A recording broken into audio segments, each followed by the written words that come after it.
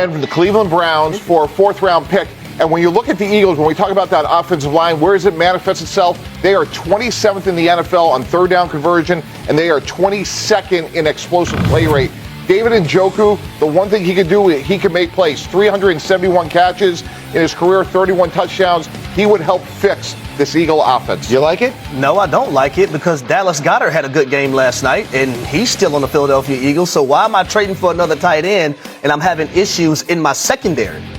Well, I would just tell you, they need another weapon right now, and maybe going 12 personnel with two tight ends. No, Mike T. They don't need another weapon. They can't get the ball away. They need to figure out the identity of the offense. They don't need another weapon. They have weapons galore. So are you telling me, if I'm reading what you're saying, you're telling me the identity of the offense should be to have multiple tight ends on the field and play a little more power and try and find those mismatches? Absolutely, Green. And that versatility, if you have David Njoku and Dallas Goedert with Devontae Smith and A.J. Brown and Saquon, that's about as But they already seem to have an embarrassment of riches at the skill position player. My question is, when you see A.J. Brown in the locker room last night, and clearly they have a meeting amongst the 3 leaders on that team, and now the way he's acting, the stuff that's going on there, as a general manager, do you feel like you've got a mess on your hands, whether you go out and trade for somebody else or not? I bring him in and just say, hey, our interests are aligned, AJ. You could help us win games, but we have to do it within the flow of the offense. It may be 5 touches in the first quarter.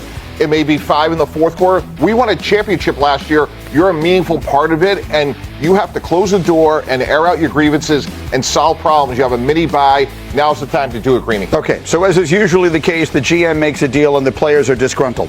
So we don't like the first one. Give me the next one. What is the next trade you are proposing today, Trader Mike? Breece Hall for a 4th-round pick to the Kansas City Chiefs. Greeny, you may not know this. The Jets are off to a slow start. He's in the last year of his contract. I don't know if he's going to be extended. If we're rebuilding, Greeny, don't we want another draft choice?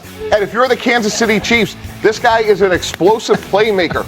This is desperately what the Chiefs need. So why not, if you're the Jets, Greeny, why would you not want to do this?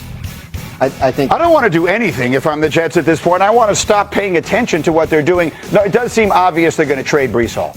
Right? There's no reason to keep him. At this point, this is a team that needs to start breaking it down. Yeah. The tragedy of the Jets, if I may have 1 second on this and then we'll move off of it, is that they're not nearly bad enough to be this bad. The Jets have much more talent than they have played. It's what I posted last week that people generally misinterpreted when I said they're nowhere near the worst team in the NFL. They just play like it. The problem is they're playing so badly that they will now start tearing it down before they build it up. And frankly, Breece Hall of the Chiefs would be spectacular. Yeah, but I also don't like this trade. They drafted a guy by the name of Brashard Smith, who has a unique skill set. He can run the football. He can catch the football out of the backfield. And you see every week Andy Reid is incorporating him in the offense more and more. We're going to have him. He's a specific kind of player for them, though, right? I mean, this would be to replace Pacheco, who's not getting it done right now. Like, that would be kind of the... We're going to have a players-only meeting between Tannenbaum and Harry at some point here. Okay, you're 0 for 2 as far as Harry is concerned. Give me one more big trade. All right, this one's a no-brainer. Max Crosby for a 2nd and a 4th-round pick to the Tampa Bay Buccaneers. The Buccaneers, guys, by the way, haven't had Emeka Egbuka, Mike Evans, and Chris Godwin together.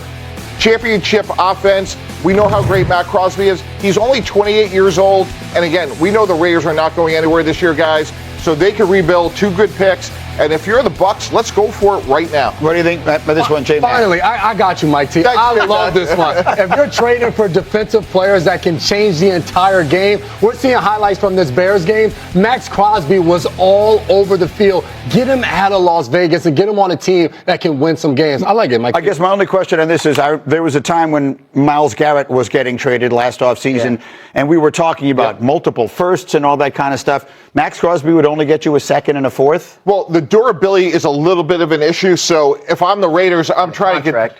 Well, but if I'm the Buccaneers, I would pay the premium. And if I'm the Raiders, it's better than nothing. I like this one. Trader Mike making deals. You finally got Harry on your side. What's up, Vikings Nation? Victor here from Report Vikings, and we've got a massive rumor floating around that could completely change the future of our offense. Imagine this. A.J. Brown in purple and gold. Yeah, that's right. The Minnesota Vikings are being connected to the Philadelphia Eagles' star wide receiver, A.J. Brown. And if this move actually happens, it could completely reshape the direction of this team. Now, before you laugh this off as fantasy football talk, this thing has some real traction. Reports around the league say A.J. Brown is frustrated in Philly. He's unhappy with his limited role in the Eagles' offense this season, and teams have already started calling to check on his availability. And the Vikings? Well, they're one of the teams that could absolutely make sense. Let's set the stage here. The Vikings are sitting at 3-2 going into the bye week, but it's not a comfortable 3-2. The offense has been inconsistent. We've been the worst team in the league in sacks allowed, dead last in third down efficiency. And honestly, J.J. McCarthy and Carson Wentz just haven't had enough help. Justin Jefferson is doing what Justin Jefferson does. He's elite. But after that, things fall off fast. Jordan Addison is great, but he's young. T.J. Hawkinson's been banged up. The rest of the depth chart? Inconsistent at best. That's where A.J. Brown comes in. Brown's a 26-year-old superstar, a true WR1.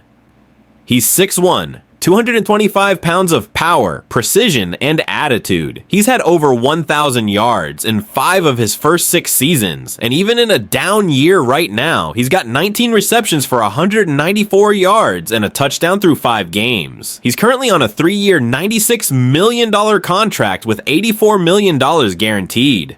Expensive? Sure, but let's be real. And this team needs a jolt. It needs a statement move. And look, this isn't crazy. Kwesi Adofo-Mensah has shown he's willing to be aggressive before the deadline. Last year, it was the TJ Hawkinson trade. The year before that, he made multiple in-season moves. And this year, with the offense struggling to find rhythm, this could be the blockbuster move that defines his tenure. Now let's talk fit. Imagine this offense with Justin Jefferson, A.J. Brown, and Jordan Addison lining up together. That's elite speed, elite route running, and physical dominance, all on one field. Defenses would have to pick their poison. Double Jefferson and Brown eats you alive on slants and deep posts. Focus on Brown and Jefferson starts torching corners one-on-one, and Addison in the slot? Forget it. For J.J. McCarthy, or even Carson Wentz, if he stays in the mix, this would be the dream scenario. Brown is the kind of target who can win contested catches, bully DBs, and turn 10-yard curls into 40-yard gains. He's the exact type of weapon you give a young quarterback to boost confidence and production. According to reports, it would take around a day 2 draft pick, probably a second rounder, plus a conditional 2027 pick to make it happen.